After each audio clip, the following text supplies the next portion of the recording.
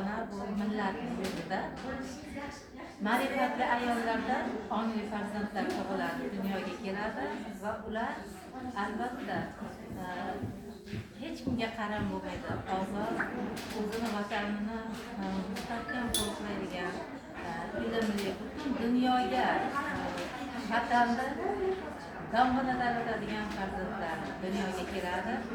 Bizda mana onalar tug'ildi, ma'rifatli ayollar tug'ildi, ma'rifatli o'sha momolarimiz hayratjonlandi.